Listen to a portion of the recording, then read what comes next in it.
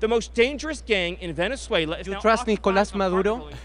I trust that he does not want his criminals to be... So you believe in his numbers? I believe he's sending his criminals to our country.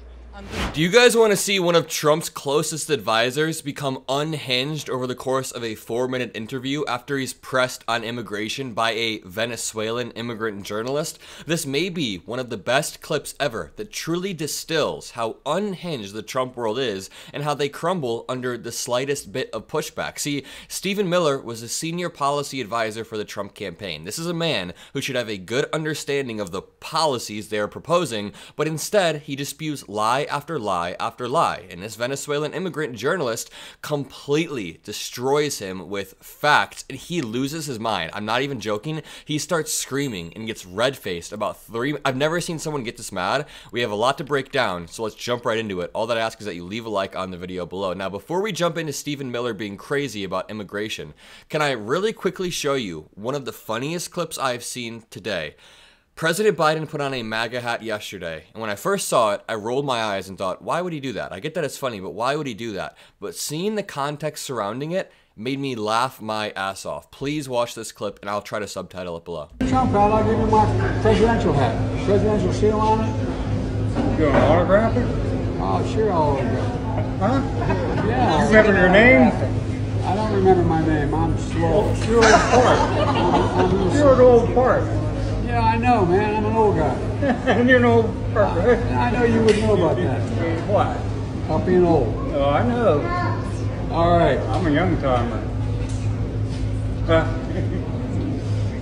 You know, he reminds me of the guys I grew up with. There was always one in the neighborhood. Yeah. Well, I'm the only one.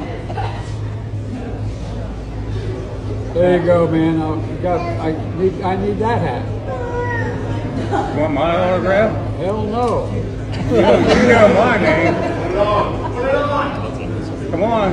I ain't going that far. Yeah, you said you would do a selfie. There you go. Yeah. Hey, I'm proud of you now. You old fart. Huh? Just remember, no eating dogs and cats.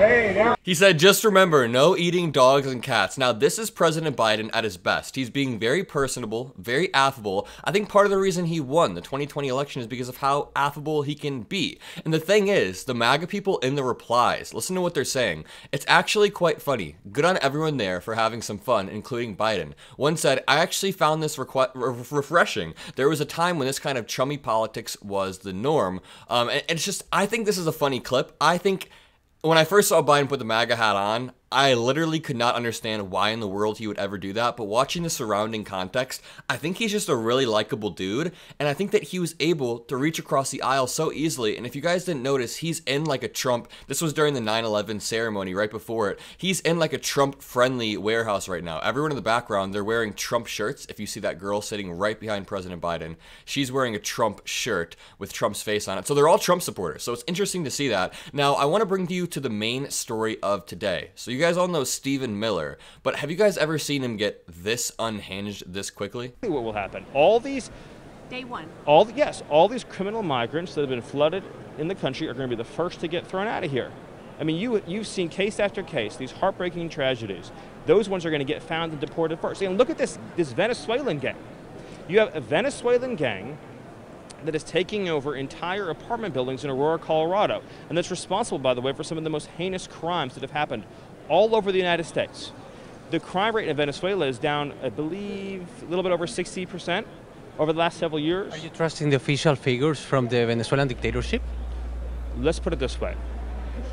If you're a dictator of a poor country with a high crime rate, wouldn't you send your criminals to our open border? That wasn't my question. Are you trusting the figures of the dictatorships? Those are Maduro numbers.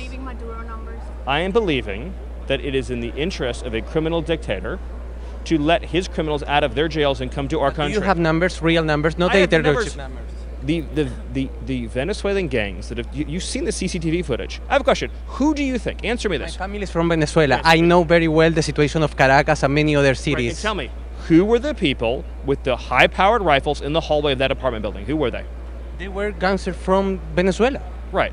No American community. But I was asking to you about figures, numbers, what I'm saying facts. to you is the facts are the dead bodies. The facts are. You said that Caracas has the lowest crime rate than the USA. The facts are the mutilated bodies. The facts are the people in the morgues that are dead. I was asking you about Caracas and the numbers in Caracas. Are you trusting the numbers of This guy is really good. This journalist is really good. dictatorship? I am trusting the fact that Kamala Harris is letting illegal immigrants into this country who are raping and murdering children. I had been very respectful. Why are you yelling? Do you know who Jocelyn Ungary is? Do you know who she is? Do you know how many people is experiencing violence in Caracas? Who is she? Who is Laken Riley? Why are you yelling again? Because I'm yelling because children are being raped and murdered. I was just asking for figures, and you have not replied to me about those figures. Murdered. Do you know who Kayla Hamilton is? Do you trust the numbers of Nicolas Maduro? I'm asking again. I trust a ruthless dictator will empty his prisons and send their criminals to our country. So you trust his numbers? The most dangerous gang in Venezuela is you now trust Nicolas Maduro? I trust that he does not want his criminals to be... So you believe in his numbers? I believe he's sending his criminals to our country. And do you think that the crime rate in Venezuela have decreased? Do you not believe the law enforcement reports of Venezuelan gangs in this country? I was asking for the Venezuelan government figures, not the figures here. Are Venezuelan gangs in this country or not? Yes or no? What are the figures that you say to say that in Caracas the number is lower than in the USA? Are Venezuelan gangs in this country or not? So you don't have numbers? You know who has numbers? The Department of Homeland Security. You can ask Mayorkas for numbers. You can ask the Director Ray for the numbers. Sir, I'm telling you. You said that in Venezuela the crime rate is lower than the USA. Yes, because what are your numbers? That's my question. Because the criminals are here now. Those are Maduro's numbers. I can tell you again that Border Patrol agents are encountering thousands trust of Maduro numbers? I trust. He does. He trusts Maduro numbers. Sorry to pause it again, but Stephen Miller doesn't have a good answer. And I just want to say, I'm thoroughly impressed by this journalist right here, pressing him so perfectly, especially in an intense moment while there's all the cameras are on. But Stephen Miller clearly does not have the numbers on hand. All he has are vague talking points that aren't true. And the journalist raises a very good question. Why would you trust the official numbers of a dictatorship? Why are those the numbers that you're citing? And also, when it comes to deporting 15 or 20 million immigrants, they keep changing the number. I always say this, but how do you do that, number one, without massive violence breaking out, which Donald Trump admitted, it would get bloody. Number two, without tanking the American economy. Without, number three, accidentally deporting American citizens in the process, which would happen. It's happened before. And then number four, if the police are deporting people, all of the resources would be taken up and crime would be running rampant. Not to mention that these are human beings trying to build a life in America. I'm just trying to give the arguments that conservatives would understand. They care about the economy. Let me finish this clip of Stephen Miller. I don't know if they're going to break through to him, but... Trust the border agents in our country. And I am not saying that Caracas has a lower crime rate. Children are dead, and you are wasting my time. No, I am not wasting your time. I'm asking for facts as a journalist. Do you have any remorse for the dead children? Do you care at all about the dead children? Absolutely. Then that's what I want to leave you with. Is that Did Stephen Miller think that guy was going to say no? He's like, no, I don't care about the dead children. Like, what do Republicans think we think? Do you have any remorse for the dead children? Do you care at all about the dead children? Absolutely. Did Stephen Miller expect that journalist to say no, he doesn't care about the dead children? Like, what does Stephen Miller expect from us? Also, notice how the journalist answered one direct question, even though he didn't have to. He's the one asking the question. Stephen Miller couldn't answer a single question. That's what I want to leave you with, is that Donald Trump will come to office. I was just asking for figures. Here's what's going to happen. Donald Trump is going to be elected president, and the migrant gangs are going to be sent home. Children's lives will be saved. And you know who will benefit the most? Are the working class Hispanic communities that are besieged by gang violence. So you don't have figures. Public schools that are... I love this guy. So he talks to him like one more time. He says, so you don't have figures. You don't have figures. This guy is so good. And Stephen Miller is talking for the rest of the time, so I'm not going to platform his BS. But either way, this journalist is very good. Shout out to the journalist Jose Maria Del Pino. He did a great job. Either way, if you guys enjoyed this video, make sure you leave a like, comment a blue heart, hit that subscribe button, and have a great rest of your day.